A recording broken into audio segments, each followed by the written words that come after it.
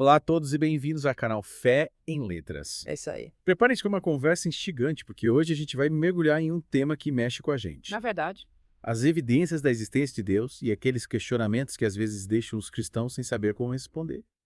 E para nos guiar nessa jornada, vamos explorar o livro The Questions Christians Hope No One Will Ask, de Mark Mittelberg e Lee Strobel.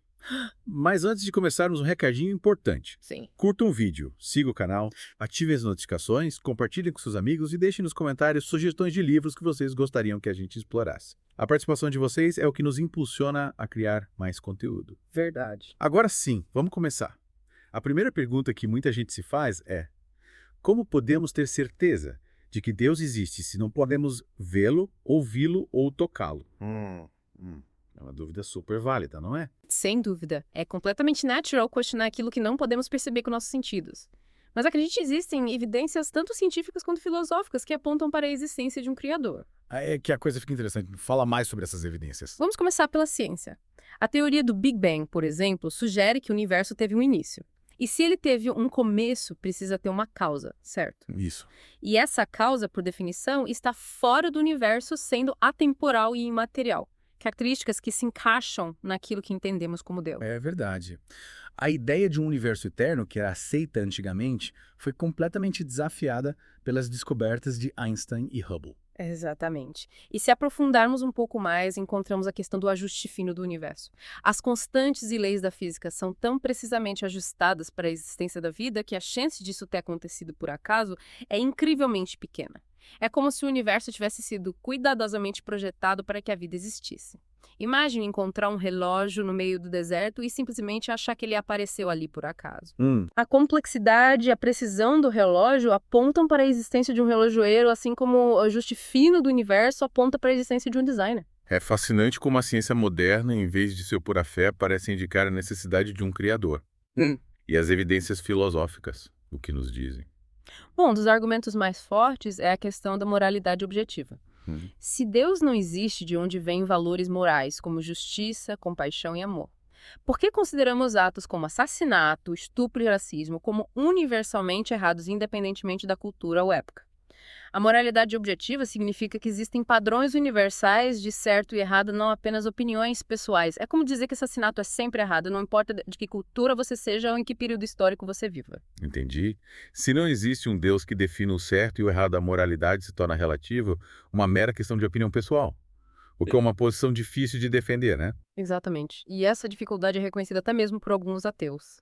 John D. Steinhocken, por exemplo, escreveu um artigo intitulado A Dívida Contínua do Secularismo com o Cristianismo, onde admite que a maioria das pessoas ficaria moral e espiritualmente perdida sem a religião. Faz muito sentido. Sem Deus, qual seria a base para a nossa busca por justiça e compaixão? Eu passo a pensar. Mas agora vamos mudar um pouco de assunto. O que dizer da aparente contradição entre a teoria da evolução e a fé cristã? Muita gente pensa que precisa escolher entre a ciência e a fé, mas essa é uma falsa dicotomia. Primeiro, precisamos distinguir entre microevolução, que são as adaptações dentro de uma mesma espécie, e macroevolução, que seria a transformação de uma espécie em outra. A microevolução é um fato comprovado, como no caso dos tentilhões de Darwin e das mariposas de Manchester. Mas a macroevolução ainda é uma teoria que gera bastante debate na comunidade científica. Exatamente. E a teoria de Darwin, embora explique a adaptação das espécies ao ambiente, não responde a perguntas como a origem da vida, a origem do universo ou a fonte da informação contida no DNA. Ou seja, mesmo que a evolução seja um fato, ela não exclui a necessidade de um criador, certo? Perfeito. E é interessante notar que grandes nomes da ciência, como o astrofísico Alan Sandage e o biofísico Jim Canyon, encontraram na ciência e não na religião motivos para acreditar em designer inteligente por trás do universo. O que nos leva a crer que a fé em Deus não é um obstáculo para a ciência, mas, pelo contrário, a ciência pode fortalecer a fé. Com certeza. A fé e a ciência podem caminhar juntas. É importante lembrar que nosso principal objetivo como cristãos é levar as pessoas a crer em Jesus Cristo. Sim. A forma como cada um interpreta questões como a da evolução é secundária. Exato. O que realmente importa é o amor a Deus e ao próximo. Mas já que estamos falando de assuntos que geram debate como podemos confiar na Bíblia, um livro tão antigo e com tantas aparentes contradições? Essa é uma pergunta que muitos se fazem. Afinal, a Bíblia é frequentemente acusada de ser um livro cheio de erros e inconsistências. Mas o que você acha disso? Bom, muitas dessas acusações se baseiam em leituras superficiais ou fora de contexto. É fundamental lembrar que a Bíblia foi escrita em contexto histórico e cultural muito diferente do nosso oção, o que exige um esforço de interpretação para ser compreendida corretamente. Ah. Muitas das aparentes contradições se resolvem quando analisamos o contexto histórico, literário Sim. e cultural do texto. Pensei uma história interessante. O Dr. Câncer recebeu 2 relatos diferentes sobre a morte da mãe de um amigo e eles pareciam contraditórios. Mas, em vez de simplesmente descartar um dos relatos como falso, ele buscou mais informações, certo? Sim, e descobriu que ambos os relatos eram verdadeiros, apenas se referiam a aspectos diferentes do mesmo evento. Exatamente. Ou seja, muitas das contradições bíblicas se resolvem quando buscamos mais informações e contexto. E além disso, é preciso lembrar que a Bíblia, apesar de ser uma coleção de livros escritos por diferentes autores ao longo de séculos, apresenta uma incrível unidade de mensagem, o que sugere que existe uma inteligência por trás da sua composição. Uma inteligência divina guiando os autores humanos e as variantes textuais encontradas nos manuscritos. Isso não coloca em dúvida a confiabilidade da Bíblia. Pelo contrário, a existência de variantes textuais demonstra o cuidado com que o texto bíblico foi transmitido ao longo dos séculos. Imagine centenas de pessoas copiando um documento longo e complexo à mão. Nossa. É natural que surjam pequenas variações, certo? Sim. Mas a mensagem central permanece a mesma. É isso que vemos na Bíblia. Pequenas variações existem, mas não alteram a mensagem principal. E quando se trata do Novo Testamento, a evidência histórica a seu favor é ainda mais forte. Os documentos que o compõem são datados do 1º século, muito próximos aos eventos que narram, escritos por pessoas que testemunharam os eventos ou que tiveram contato direto com testemunhas oculares. É verdade. Esses primeiros cristãos estavam dispostos a morrer por sua fé, o que demonstra a sinceridade de sua crença na ressurreição de Jesus. E não podemos esquecer das fontes históricas extrabíblicas como Joséfo, Tácito e Plínio, o jovem, Sim. que confirmam a existência de Jesus e o impacto de seus ensinamentos. Sem contar a rápida disseminação do cristianismo no 1º século a partir de Jerusalém, a própria cidade onde Jesus foi crucificado. É difícil explicar esse fenômeno sem levar em conta a realidade da ressurreição. Mas por mais convincentes que sejam as evidências, uma pergunta ainda persiste. Como lidar com o problema do mal e do sofrimento? Se Deus é bom e todo-poderoso, por que permite que coisas ruins aconteçam? Essa é sem dúvida uma das questões mais desafiadoras para a fé. O que você diria para alguém que está passando por um momento difícil e questiona a bondade de Deus? Antes de tentar responder, é crucial ter empatia por quem está sofrendo. Em vez de oferecer explicações prontas, o mais importante é oferecer compaixão, apoio e ajuda prática. Dizer, Deus tem um plano. Para alguém que está enfrentando uma tragédia, pode soar insensível e vazio. O que as pessoas precisam é de amor e cuidado. Entendo. É como se estivéssemos dizendo, eu estou aqui com você, vamos passar por isso juntos, em vez de tentar explicar o inexplicável. Mas e quando a poeira assenta, como podemos refletir sobre as possíveis causas do sofrimento? Aí sim podemos começar a analisar as coisas com mais calma. E o primeiro ponto a destacar é que grande parte do sofrimento no mundo é consequência das escolhas humanas.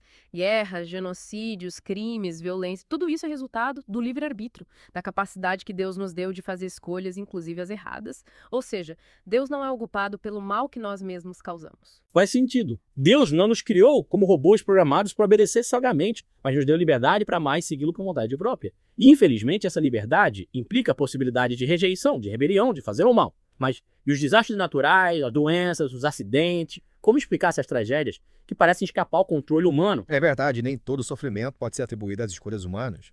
Mas a Bíblia nos ensina que a criação, desde a queda do homem, está sujeita à corrupção e à decadência, o que significa que a natureza também sofre as consequências do pecado. Isso se manifesta em terremotos, furacões, doenças e outros males que afligem a humanidade. É como se a natureza estivesse gemendo junto conosco, aguardando a redenção final. Mas me diga, Deus não poderia ter criado um mundo perfeito sem sofrimento? Talvez sim. Mas a perfeição no sentido de ausência de sofrimento pode ser incompatível com a liberdade. Um mundo sem dor seria um mundo sem escolhas reais, sem a possibilidade de crescimento e amadurecimento. Seria como viver em uma redoma de vidro sem poder experimentar a vida em sua plenitude. Compreendo. A liberdade, por mais que traga consigo a possibilidade do sofrimento, é essencial para que possamos experimentar a vida em sua totalidade e fazer escolhas genuínas. Mas isso não significa que Deus seja indiferente ao nosso sofrimento, certo? Exatamente. A Bíblia nos mostra um Deus que se compadece das nossas dores, que chora conosco, que nos consola e nos fortalece nas tribulações. Jesus, sendo Deus encarnado, experimentou em sua própria carne a dor, o sofrimento e a morte. Ele conhece a nossa fragilidade e se compadece de nós. E a sua ressurreição nos garante que o sofrimento não tem a última palavra. A morte foi vencida e a vida eterna nos espera. Essa é a mensagem central da fé cristã. A esperança da vitória sobre a morte e a promessa de uma vida plena em Deus. Falando em esperança, como lidar com a questão do aborto? Porque os cristãos são tão firmes em sua oposição a essa prática. A questão central para os cristãos é que a vida humana é sagrada desde a concepção. O feto não é apenas um amontoado de células, mas um ser humano em desenvolvimento com DNA próprio, batimentos cardíacos e capacidade de sentir dor. A ciência moderna nos mostra que a vida humana começa na fecundação e a partir daí o embrião se desenvolve continuamente até o nascimento. E a Bíblia reforça essa visão, afirmando que Deus nos forma no ventre materno que agui. Ele nos conhece antes mesmo de nascermos. O Salmo 139.13 e 16 diz: Tu criaste o íntimo do meu ser e me teceste no ventre de minha mãe. Eu te louvo porque me fizeste de modo especial e admirável. Tuas obras são maravilhosas. Disso eu tenho plena certeza. Meus ossos não estavam escondidos de ti quando em secreto foi formado e entretecido como nas profundezas da terra. Os teus olhos viram meu embrião. Todos os dias determinados para mim foram escritos no teu livro antes de qualquer deles existir. É realmente impressionante como a Bíblia descreve a formação da vida humana. Exatamente. Deus está presente desde o início da nossa formação e cada vida humana é preciosa para Ele. E para ilustrar a importância de proteger a vida humana mesmo quando há dúvidas, podemos usar o exemplo do Arnie e da Jean. Que história é essa? Me conte mais. Arnie e Jean estavam dirigindo por uma estrada quando viram uma caixa de papelão no acostamento. Eles não tinham certeza se havia algo dentro da caixa, mas a possibilidade de ser uma criança os fez parar para verificar. E, para surpresa deles, havia um menino dentro da caixa. Arnie e Jean acolheram a criança e a levaram para um local seguro. Esse episódio os marcou profundamente e os fez refletir sobre a importância de dar o benefício da dúvida quando a vida humana está em jogo. É uma história tocante. Se agimos com cautela quando há apenas a possibilidade de uma vida humana em risco, imagine quando se trata de um feto que sabemos ser um ser humano em desenvolvimento. O princípio do benefício da dúvida se aplica com ainda mais força no caso do aborto. Com certeza. E é preciso lembrar que a decisão de abortar não afeta apenas a mulher, mas também o pai da criança, e principalmente o próprio feto que é privado da oportunidade de viver. A mulher, por mais difícil que seja a situação, precisa considerar todas as implicações da sua escolha, inclusive o impacto sobre a vida do seu filho. E existem alternativas ao aborto, como a adoção, que pode dar a uma criança a chance de ter uma família amorosa. Sim. Existem muitas famílias dispostas a amar e acolher uma criança, e a adoção pode ser uma solução que beneficia a todos os envolvidos. Mas, mudando um pouco de assunto, como podemos abordar o tema da homossexualidade de forma respeitosa e, ao mesmo tempo, fiel aos ensinamentos bíblicos? Essa é uma questão delicada que exige muita sabedoria para ser discutida. O primeiro passo é reconhecer que Deus ama todas as pessoas, independentemente da sua orientação sexual. Jesus nos ensinou a amar o próximo como a nós mesmos, e isso inclui as pessoas LGBTQ+10. O amor de Deus é inclusivo e incondicional. Mas como conciliar esse amor com os ensinamentos bíblicos sobre a homossexualidade? É importante lembrar que o amor de Deus não anula a sua justiça. A Bíblia, tanto no Antigo quanto no Novo Testamento, condena a prática homossexual. Sim. Esses textos, embora possam parecer duros para os padrões modernos, refletem a vontade de Deus para a sexualidade humana que deve ser expressa dentro do casamento entre um homem e uma mulher. É como se a Bíblia estivesse nos mostrando um caminho, um padrão para a sexualidade que é diferente do que o mundo propõe. Exatamente. E é importante que os cristãos apresentem essa verdade com amor e respeito, sem condenar ou discriminar as pessoas LGBTQ+new. Nosso objetivo não é julgar, mas acolher e orientar a luz da palavra de Deus, oferecendo apoio e ajuda para que as pessoas possam viver de acordo com a vontade de Deus, mesmo quando isso exige renúncia e sacrifício. Afinal, a vida cristã é um caminho de santificação e todos nós precisamos da graça de Deus para vencer as tentações e viver em obediência aos seus mandamentos. Com certeza. E a igreja deve ser um lugar de acolhimento e restauração para todos, inclusive para aqueles que lutam contra a atração por pessoas do mesmo sexo. A igreja não é um clube de perfeitos, mas um hospital para pecadores.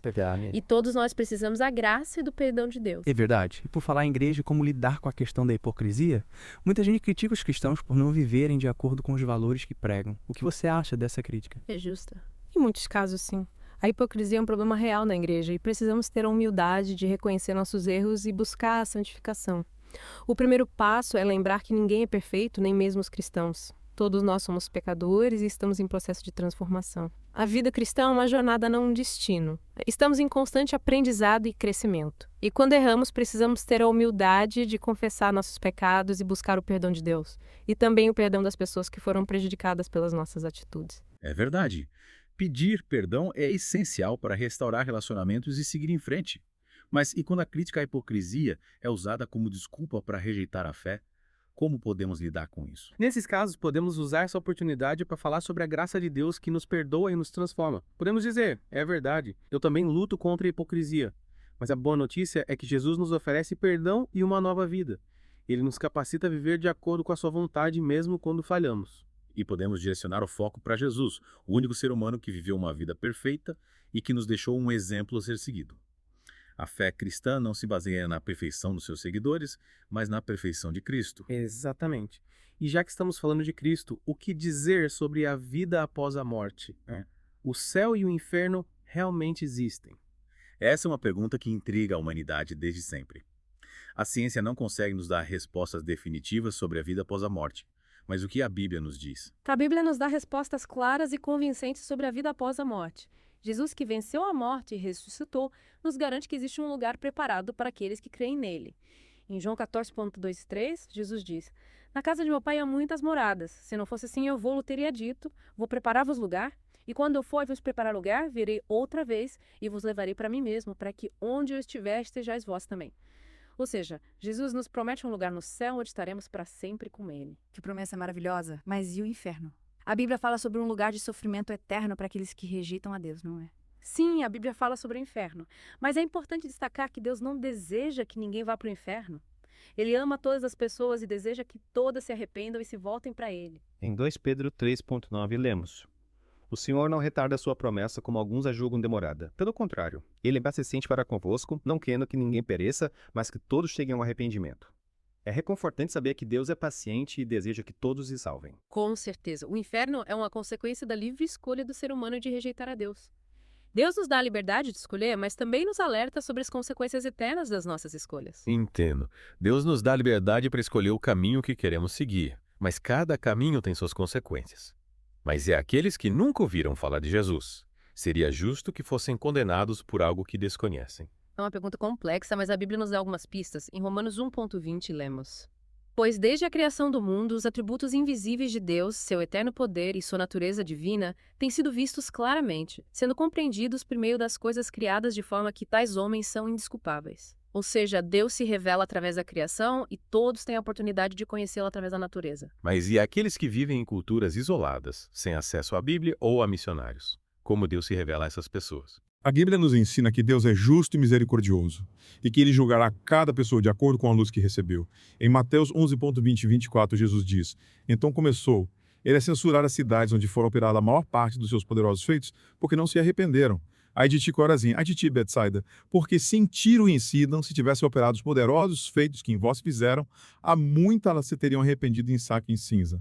Por isso vos digo que haverá menos rigor para Tiro e Sidom no dia do juízo do que para vós. E tu, Cafarnaum, porventura serás elevada até o céu, descerás até o Hades, porque se em Sodoma se tivessem operado os poderosos feitos que em ti fizeram, ela permaneceria até hoje. Por isso vos digo que haverá menos rigor para a terra de Sodoma no dia do juízo do que para ti. Ou seja, a responsabilidade é proporcional ao conhecimento. Aqueles que tiveram mais oportunidades de conhecer a Deus serão julgados com mais rigor. É como se Deus levasse em conta as circunstâncias de cada pessoa na hora do julgamento. Aqueles que nunca ouviram falar de Jesus serão julgados de acordo com a sua consciência e com a revelação de Deus na natureza. Exatamente. Deus é justo e misericordioso. E podemos confiar que ele fará o que é certo. Mas é importante lembrar que a salvação é um dom gratuito de Deus oferecido a todos que creem em Jesus. E que cabe a nós, cristãos, anunciar essa boa notícia a todas as pessoas, para que todos tenham a oportunidade de conhecer a Deus e receber a vida eterna. Bom, chegamos ao final de mais um mergulho profundo em temas que nos fazem pensar e questionar. É verdade. Espero que tenham gostado da nossa conversa e que ela tenha despertado em vocês a vontade de continuar buscando respostas. E claro, não se esqueçam de se inscrever no canal, ativar as notificações, dar like no vídeo, compartilhar com os amigos e deixar sugestões de temas dos próximos episódios. A participação de vocês é fundamental para que possamos continuar produzindo conteúdo relevante e de qualidade. Até a próxima! Tchau, tchau! É verdade, a participação de vocês nos impulsiona a continuar. E já que falamos sobre a importância de compartilhar a mensagem de Cristo, como podemos fazer isso de forma autêntica e relevante em um mundo cada vez mais secularizado, sem cair na armadilha do moralismo ou da hipocrisia? Essa é uma pergunta que nos desafia a ir além das palavras e viver o evangelho de forma prática no dia a dia.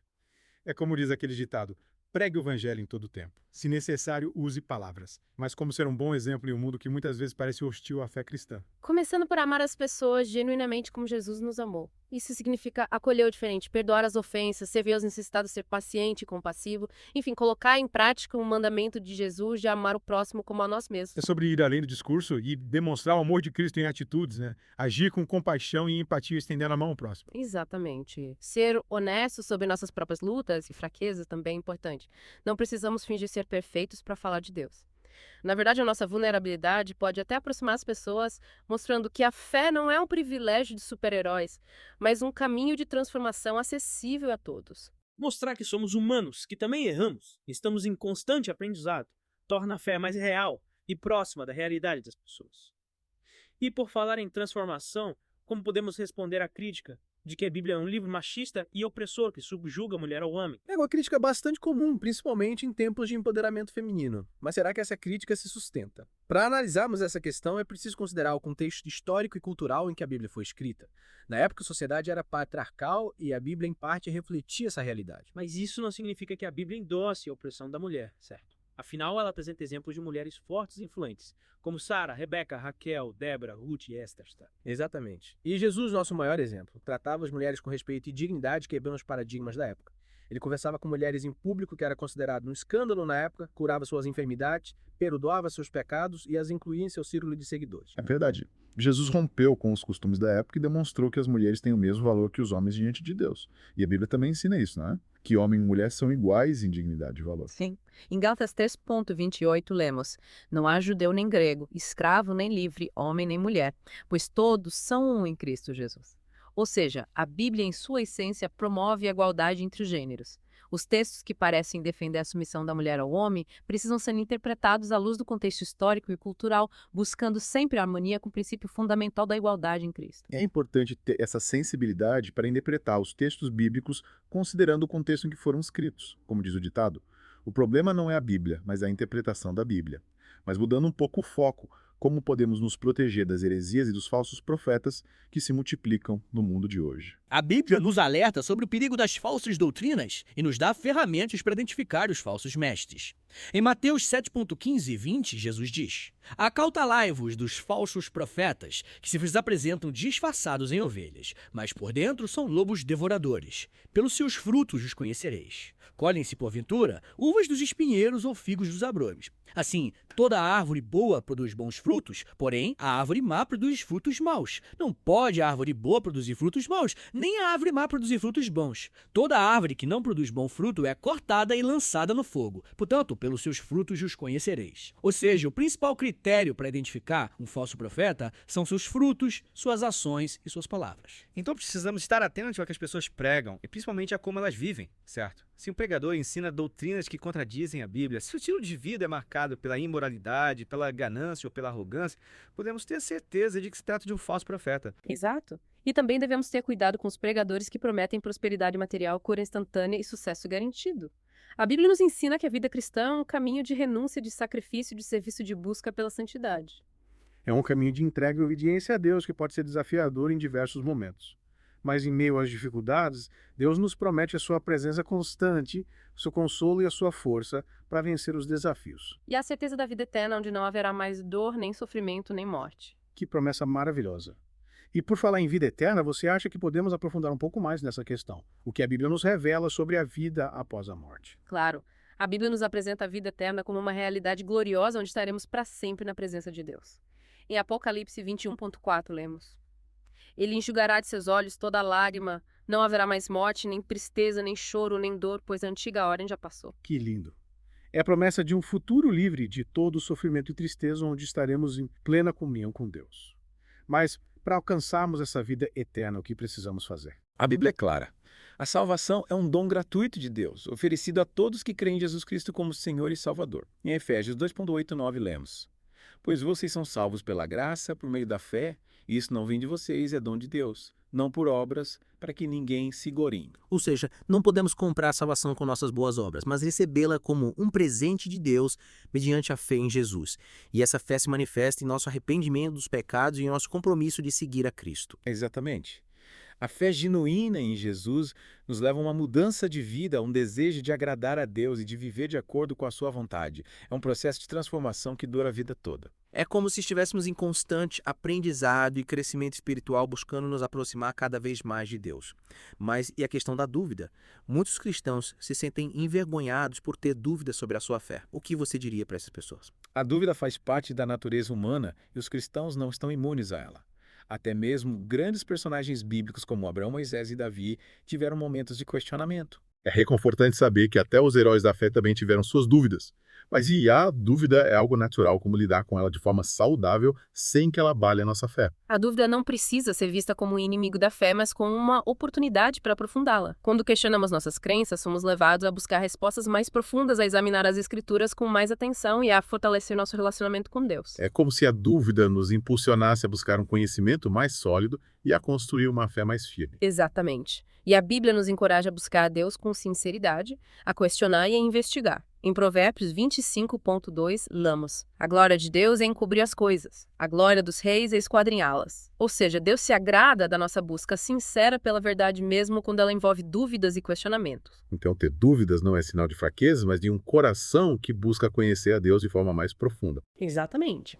E quando as dúvidas surgirem, podemos recorrer à oração, ao estudo da Bíblia, à comunhão com outros cristãos e à orientação de um pastor ou mentor espiritual. A comunidade cristã é um espaço de apoio e encorajamento, onde podemos compartilhar nossas lutas e buscar ajuda mútua. É importante lembrar que não estamos sozinhos nessa jornada. A comunidade cristã nos fortalece e nos ajuda a perseverar na fé. Mas em momentos de solidão e angústia, como podemos ter certeza de que Deus está conosco, mesmo em meio às dúvidas? A Bíblia nos garante que Deus nunca nos abandona. Em Isaías 41.10 lemos: não temas, porque eu sou contigo. Não te assombres, porque eu sou teu Deus. Eu te fortaleço, te ajudo e te sustento com a destra da minha justiça. Deus é fiel. E Ele nos sustentará nos momentos de incerteza e fragilidade. Que promessa maravilhosa! Saber que Deus está sempre conosco nos dá força para enfrentar qualquer desafio. Mas como podemos ter certeza de que essa promessa se cumprirá em nossa vida? Como podemos ter essa confiança em Deus? A confiança em Deus se constrói ao longo do tempo por meio do nosso relacionamento com Ele. Quanto mais o buscamos em oração, estudo da Bíblia e obediência à sua palavra, mais experimentamos sua fidelidade e seu amor em nossa vida. E essa experiência nos leva a confiar nele cada vez mais. É um processo gradual de amadurecimento espiritual no qual aprendemos a depender de Deus e a confiar em suas promessas. Exatamente. E essa confiança em Deus nos permite descansar em sua soberania, sabendo que Ele está no controle de todas as coisas e que mesmo em meio às dificuldades, Ele tem um plano perfeito para a nossa vida. É como entregar o leme do nosso barco nas mãos de Deus, confiando que Ele nos guiará pelo melhor caminho, mesmo em meio às tempestades. Mas como podemos ter certeza de que estamos no caminho certo? Como saber se estamos seguindo a vontade de Deus para a nossa vida? A Bíblia nos dá algumas orientações para discernir a vontade de Deus. Em Romanos 12.2, lemos: não se amoldem ao padrão deste mundo, mas transformem-se pela renovação da sua mente, para que sejam capazes de experimentar e comprovar a boa, agradável e perfeita vontade de Deus. Ou seja, precisamos nos afastar dos valores e dos padrões do mundo e buscar a Deus em oração e estudo da palavra para que Ele nos revele sua vontade. É um processo de transformação interior que nos capacita a enxergar as coisas pela ótica de Deus e a fazer escolhas que o honram. Mas e quando erramos o caminho? O que acontece quando nos desviamos da vontade de Deus? A Bíblia nos ensina que Deus é misericordioso e que Ele nos perdoa quando nos arrependemos de nossos pecados.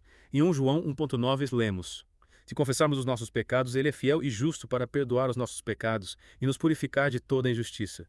Deus nos ama e deseja que voltemos para Ele quando nos desviamos do caminho. É como um pai amoroso que espera de braços abertos o filho que se perdeu. Mas como saber se nosso arrependimento é genuíno? Como ter certeza de que fomos perdoados por Deus? O arrependimento genuíno se manifesta em uma mudança de atitude e de comportamento. Quando nos arrependemos de verdade, abandonamos o pecado e buscamos viver em obediência a Deus. E a certeza do perdão de Deus nos é dada pelo Espírito Santo, que testifica em nosso coração que somos filhos de Deus. É uma experiência pessoal e íntima com Deus que nos assegura do seu perdão e do seu amor incondicional. Mas como podemos ter certeza de que não estamos enganando a nós mesmos? Como saber se essa experiência com Deus é real? A autenticidade da nossa experiência com Deus se manifesta em nosso amor a Ele e ao próximo. Em 1 João 4,7-8 lemos: Amados, amemo-nos uns aos outros, pois o amor procede de Deus. Aquele que ama é nascido de Deus e conhece a Deus. Aquele que não ama não conhece a Deus, porque Deus é amor. Ou seja, o amor é a marca registrada do verdadeiro cristão. Então, se nosso coração está cheio de amor a Deus e ao próximo, podemos ter certeza de que estamos no caminho certo, de que estamos experimentando o verdadeiro cristianismo. Exatamente. O amor é a prova de que conhecemos a Deus e de que estamos sendo transformados por Ele. E esse amor se manifesta em nossas atitudes, em nossas palavras e em nossas escolhas. Mas como podemos manter esse amor vivo em um mundo tão cheio de egoísmo, violência e injustiça? Como não nos deixar contaminar pela negatividade que nos cerca? Precisamos nos alimentar da palavra de Deus, passar tempo em oração e buscar a comunhão com outros cristãos. É na comunhão com Deus e com os irmãos que encontramos força e inspiração para amar, mesmo em meio às dificuldades. É como se recarregássemos nossas baterias espirituais na presença de Deus, na comunhão com os irmãos, para que possamos continuar amando e servindo ao próximo. Exatamente. E esse amor ao próximo se manifesta de diversas formas. No cuidado com os necessitados, na compaixão pelos que sofrem, na defesa dos oprimidos, na busca pela justiça e pela paz. É um amor que transforma o mundo ao nosso redor, um amor que reflete o caráter de Deus e que aponta para a esperança da vida eterna. E falando em esperança, chegamos ao final do nosso mergulho profundo em The Questions Christians Hope No One Will Ask. É isso aí. Espero que essa conversa tenha sido enriquecedora para vocês. E como sempre, queremos ouvir de vocês.